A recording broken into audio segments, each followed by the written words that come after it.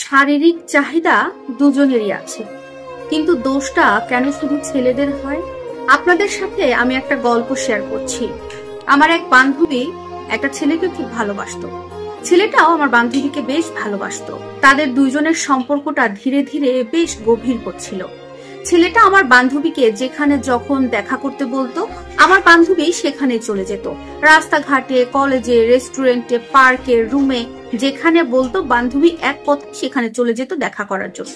আমি আমার বান্ধবীকে বেশ কয়েকবার বারণ করেছি, দেখ বান্ধবী, তোর তো বিয়ে শাদী এখনো হয় নাই, ছেলেটার সাথে এত ঘোরাঘুরি করিস না। তখন আমার বান্ধবী আমাকে বলে, আরে চুপ কর তো, আমি কি খারাপ কোনো কিছু করছি নাকি? আর ও তো আমাকে ভালোবাসে, আমিও ওকে ভালোবাসি, দেখা সাক্ষাৎ করলে এমন কিছু হয় না। আর তাছাড়া আমরা তো বিয়ে শাদী করবোই, এখন একটু ঘোরাঘুরি করলে কি এমন ক্ষতি হবে? তখন আমার বান্ধবীকে আমি বলে দিলাম, ঠিক আছে ঠিক আছে, আমার নিষেধ করার দরকার মনে হয়েছিল, আমি তোকে নিষেধ করে দিলাম, এখন তুই কি করবি সেটা তোর ব্যাপার। এখন বেশ কিছুদিন যাওয়ার পরে আমার বান্ধবীর মা ওদের প্রেমের সম্পর্কে সবকিছু জেনে যায়। তখন আন্টি এসে আমাকে জিজ্ঞেস করছে, আচ্ছা আমার মেয়ে কি প্রেম করে নাকি, তুমি কিছু জানো?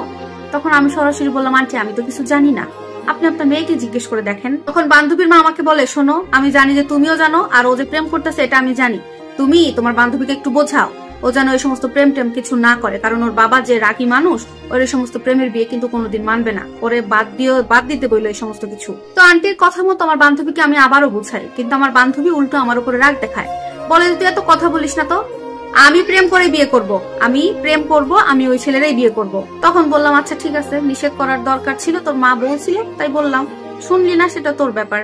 তো ওর মায়ের কথাটা আমার বান্ধবী সেদিন রাখলো না। তো ওদের প্রেমটা অনেক গভীর, মানে যেখানে সেখানে যায়, দেখা সাক্ষাৎ করে, রুম ডেট সবকিছু করে। এখন প্রায় 5-6 মাস পরে জানতে পারলাম আমার বান্ধবী নাকি প্রেগনেন্ট, বাবু হবে, 3 মাস চলতেছে। তো এর মধ্যে হঠাৎ একদিন আমার বান্ধবী এসে আমাকে বলতেছে, বান্ধবী আমার তো এরকম একটা সমস্যা হয়ে গেছে, এখন কি করি বলতো? তো আমি বললাম, এখানে তোর আবার সমস্যার কি আছে, তুই তোর মাকে বল। দেখ আমি তো তোর মতো প্রেমও করি নাই, তোর মতো রুম ডেটও করি নাই, আবার বিয়ের সাথেও করি নাই, তো বাচ্চা কাচ্চা পেটে আসলে যে কি হয়, কি করতে হয় এটা আমার জানা নাই, তুই তোর মারে বল, ডাক্তার দেখা, ওষুধ খা, দেখা ঠিক হয়ে যেতে পারে। তখন আমার বান্ধবী আমারে বলে, আরে না, আম্মুকে জানানো যাবে না, আম্মুকে জানালে আমাকে ধরে মারবে। তো বললাম, তাহলে টেনশনের কি আছে, তুই তোর বয়ফ্রেন্ডকে বল, যার বাচ্চা তারে জানা। তখন আমার বান্ধবী বলে, না ওকেও জানানো যাবে না, ওর বাপ মা তো ওকে এখনই বিয়ের সাথে দিবে না, বাবা ওকে আরো 3-4 বছর পরে বিয়ে দিবে, ও এখনই আমার দায়িত্ব কিভাবে নিবে, আমার বাচ্চা কাচ্চা হইলে তো সমস্যা হয়ে যাবে। তখন আমি ওর বান্ধবীকে বললাম, তাইলে তোর বাচ্চাটা হওয়ায় ফেল, বাচ্চা হইলে বড় হইলে তারপরে বিয়ে শাদী করে নিস সময় হইলে। এরকম আর কয়দিন, পেটে বাচ্চা আসলে কি এটা না জানায় থাকা যায়? তো এভাবে যেতে যেতে মেয়ের বাপ মা দুজনে জেনে যায়, জানার পরে ওই মেয়েরে ধরে, আমার বান্ধবীকে ধরে বেশ মারা মারছে। এখন মেয়ের যেহেতু এরকম একটা কাজ করায় ফেলছে, বাচ্চা পেটে চলে আসছে, এখন তো বাচ্চাটার বাবার সাথে বিয়ে দিতে হবে।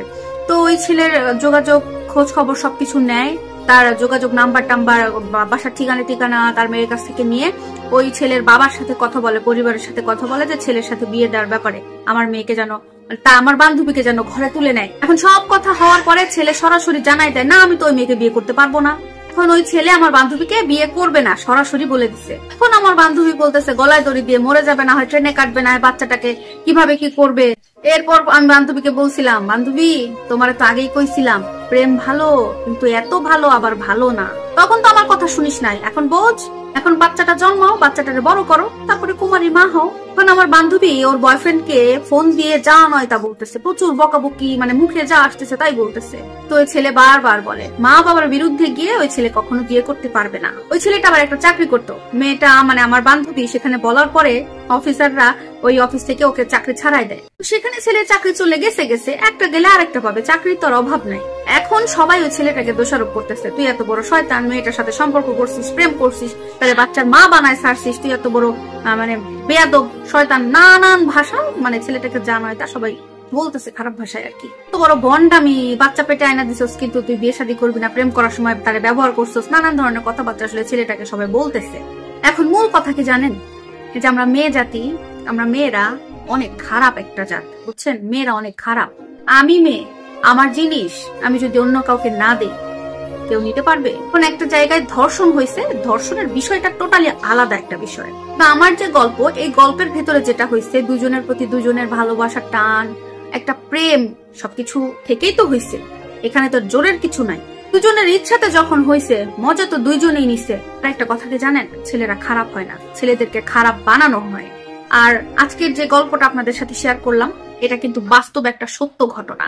ঢাকায় গার্মেন্টসে জব করে একটা আপু, তার বান্ধবীর জীবনের এই গল্পটা আমার সাথে শেয়ার করেছে আপনাদেরকে জানানোর জন্য, আপনাদের মাধ্যমে প্রকাশ করার জন্য। তো আপনাদের কাছে কেমন লেগেছে, এখান থেকে আপনারা কি শিখতে পারলেন, কি বুঝতে পারলেন, অবশ্যই কমেন্টে জানাবেন। আল্লাহ হাফেজ।